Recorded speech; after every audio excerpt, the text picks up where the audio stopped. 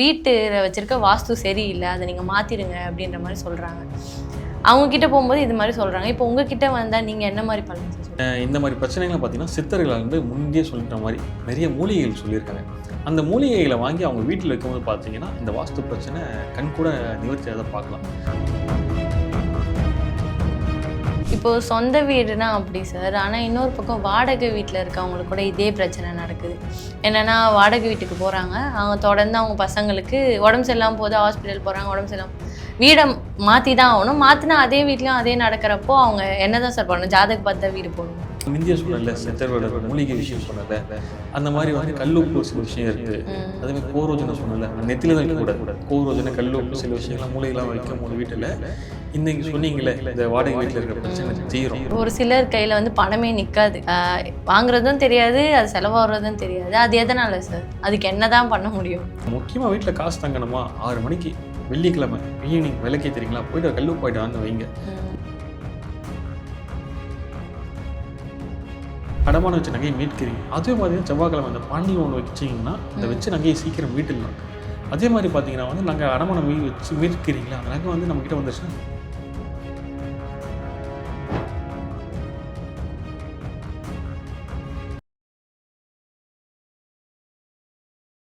DPC பக்தி நேயர்களுக்கு வணக்கம். இன்றைக்கி நம்ம நேர்காணலில் ஆஸ்ட்ராலஜிஸ்ட் சித்தர் அருள் மணிவண்ணன் அவர்கள் தான் இருக்கார்.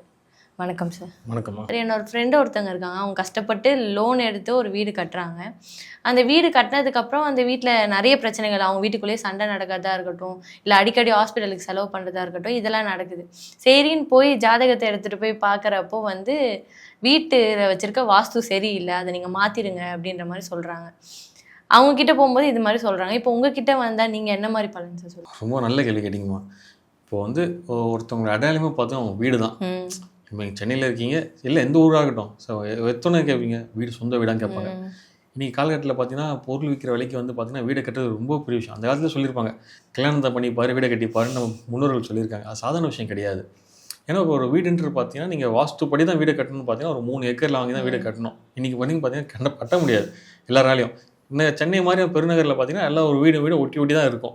ஸோ அப்படின்னும் போது பார்த்தீங்கன்னா இங்கே வந்து நம்ம வீட்டில் வந்து ஈசானிய மூலம் இருக்கும், பின்னாடி பார்த்தீங்கன்னா அவங்க வீட்டை பாத்ரூமாக இருக்கும்.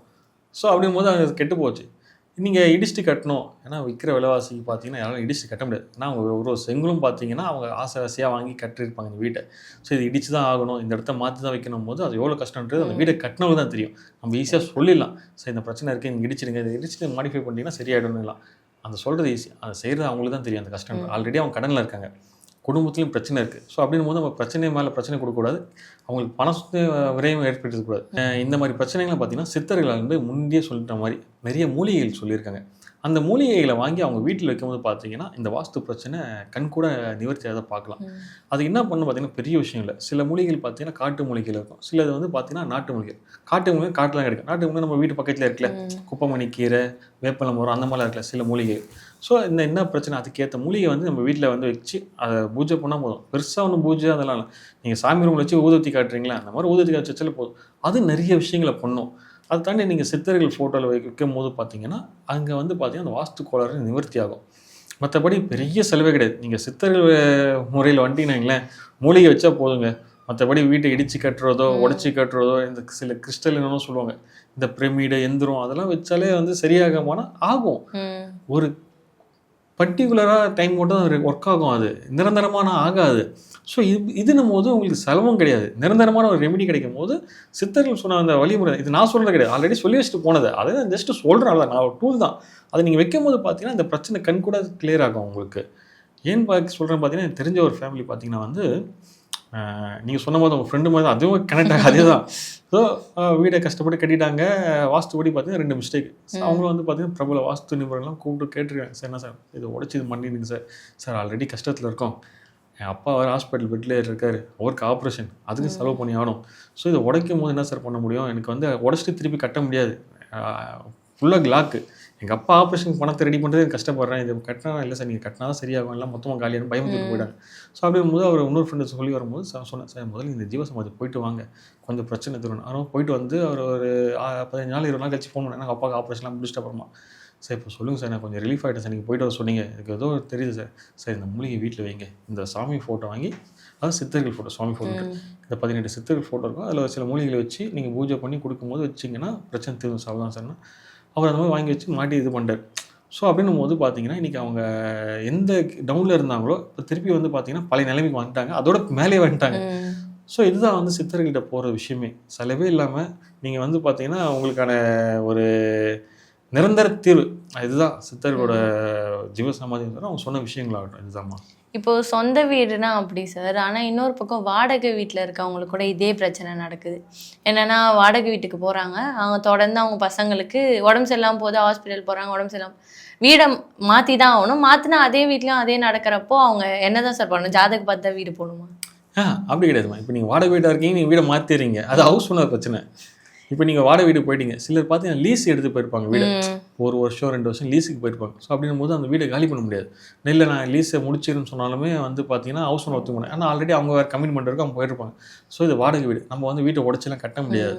நான் முந்தியே சொன்னேன்ல, சித்தர்களோட அந்த மூலிகை விஷயம் சொன்னல, அந்த மாதிரி வந்து கல்லுப்பு சில விஷயம் இருக்குது. அதேமாதிரி கோரோஜனை சொன்னல, நெத்தியில் தான் வைக்கக்கூடாது. கோரோஜனை, கல்லுப்பு சில விஷயங்கள்லாம் மூலிகைலாம் வைக்கும் போது வீட்டில் இன்றைக்கி சொன்னீங்களே இந்த வாடகை வீட்டில் இருக்கிற பிரச்சனை தீரும். 2வது பணம் வருது. நம்ம என்ன வேலைக்கு போனாலுமே எண்ட் ஆஃப் டே நம்ம செலவு போக மீதி காசு சேர்த்து வைக்கணும். அதுதான் வந்து நம்ம வேலைக்கு போனதுக்கான ஒரு இதுவே. ஆனால் இன்றைக்கி அப்படி கிடையாது. செலவாயிடும், எப்படியோ உடம்பு சரியாக போய்டும், ஹாஸ்பிட்டலில் விரைய செலவாகும். அந்த விரயத்தை மாற்றும். நான் இந்த குறிப்பிட்ட ஜீவசமாதி போயிட்டு வாங்க, இந்த ஜீவசமாதி போயிட்டு அந்த லெமன் கொடுப்பாங்க, அந்த லெமனை வீட்டில் வந்து வைங்க, ரெகுலராக அங்கே போங்க, அந்த விபூதி கொடுப்பாங்க, அந்த விபூதி நைட்டில் தூங்கும் போது தண்ணியில் போட்டு குடிச்சிட்டு தூங்குங்க. ஜஸ்ட் இதுதான் சின்ன சின்ன இதுதான் டிப்ஸ் தான். நீங்கள் அது பெரிய விஷயம்லாம் கிடையாது. நைட்டு தூங்கும் போது சுவாமியோட விபூதி கொஞ்சம் தண்ணியில் போட்டு கலந்து குடிச்சு தூங்கினா நல்ல நிம்மதியாக தூக்கம் வரப்போகுது. நீங்கள் அந்த லெமன் போய்ட்டு அப்பப்போ போய்ட்டு வாங்கி வீட்டில் வைக்க போகிறீங்க, 5 ரூபா லெமன் தான், பெரிய செலவு கிடையாது, நீங்கள் போய்ட்டு வர இதுதான். ஸோ அப்படின்னும் போது இந்த விஷயம் மாறும். கல்லுப்பு பாக்கெட் தான் 20 ரூபா தான், கல்லுப்பு பாக்கெட் நீங்கள் கம்பெனியே போனாலும் வாங்கி வைக்க போகிறீங்க. கோரோஜனை மட்டும் கொஞ்சம் விலை ஜாஸ்தி, அது கிராமே பார்த்தீங்கன்னா 250 ரூபா 300 ஒரிஜினல். நீங்கள் டப்பாவில் வைக்கிறாங்க 40 ரூபா, அது கிடையாது. ஸோ அப்படி வந்து வாங்கி வைக்க போய் அது கூட இன்னும் சில மூலிகைகள் வைக்கும் போது பார்த்தீங்கன்னா இந்த பிரச்சனை தீர்ந்தது. ஸோ அப்படின்னும் போது நீங்கள் வாடகை வீடு லீஸாக இருக்கட்டும். ஏன்னு பார்த்தீங்கன்னா வந்து இன்றைக்கி இருக்கிற காலகட்டத்துக்கு பணன்றது சாதாரண விஷயம் கிடையாது. இப்போ நம்ம வந்து ஒருத்தவங்க கஷ்டத்தில் இருக்காங்க, அவனுக்கு நம்ம மேலும் மேலும் கஷ்டத்தை கொடுத்துருவாரு. ஆல்ரெடி அவன் கடன் வாங்கி தான் ஒரு விஷயம் போயிருக்கான், திருப்பி அவன் கடன் வாங்கி இன்னொரு விஷயம் சரி பண்ணுறதுக்கு கடன் வாங்கினா கடன் தானே அது. ஸோ அப்படின்னும் போது எளிமையான உங்களுக்கு பைசா செலவு கம்மி தான், செலவு இல்லாமல் எதுவும் பண்ண முடியாது. ஸோ அப்படிங்கும்போது சின்ன செலவில் நீங்கள் முடிச்சுட்டு போகும்போது நிரந்தர தீர்வு கிடைக்கும். அதுதான் வந்து சித்தர்கள் சொன்ன வழிமுறைகள். நீங்கள் சொன்ன மாதிரி தான் சார், ஒரு சிலர் கையில் வந்து பணமே நிற்காது, வாங்குறதும் தெரியாது, அது செலவாகிறதும் தெரியாது. அது எதனால் சார்? அதுக்கு என்ன தான் பண்ண முடியும்? நீங்கள் கரெக்டாக கேட்டீங்க. சிலர்லாம் பார்த்தீங்கன்னா வைங்களேன், இந்த 11ஆம் இடம் லாபஸ்தானமும் இருக்கும், அதே மாதிரி வந்து 2ஆம் இடம் குடும்பஸ்தானத்தில் சிலர்லாம் பார்த்தீங்கன்னா என்ன தான் சம்பாதிப்பாங்க சார், நான் இன்றைக்கி டேர்ன் ஓவர் 1 கோடி ரூபா டேர்ன் பண்ணேன் சார். சரி சார், வீட்டில் எவ்வளோ சார் சேர்த்து வச்சுருக்கீங்க சார்? இல்லை சார், அது மொத்தமாக போயிடுச்சு சார். என்ன சார் பண்ணிங்கன்னா சார்? இல்லை சார், திடீர்னு தான் செலவு, திடீர்னு அப்பா நல்லா இருந்தார் சார், திடீர்னு ஹாஸ்பிட்டல் செலவு, வண்டி நல்லா தான் சார் போயிருந்தது, நான் பண்ண சிவனை ஓரமோடி போயிருந்தேன் சார், வண்டி விட்டான் சார், வண்டியில் பிரச்சனை சார், பார்த்தீங்கன்னா லைசன்ஸ் இல்லை சார் அவங்ககிட்ட, எதுவும் பண்ண முடியாது சார். ஸோ இந்த மாதிரி விரைய செலவு வரும். ஸோ அந்த மாதிரி ஜாதகத்தை ரீதியாக இருக்க பிரச்சனை இருக்குல்ல, 11ஆம் 2ஆம் இடம் அந்த மாதிரி இருக்குது. ஸோ அதை பார்க்கும்போது அங்கே இருக்க கிரகங்கள் யார் உட்காந்துருக்காங்க, அங்கே என்ன பிரச்சனை இருக்குது சொல்லும்போது அதுக்கான தீர்வு சொல்லும் போது இந்த பிரச்சனை தீரும். நான் முந்தைய சொல்லலை, கல்லுப்புன்னு விஷயம் சொல்லலை.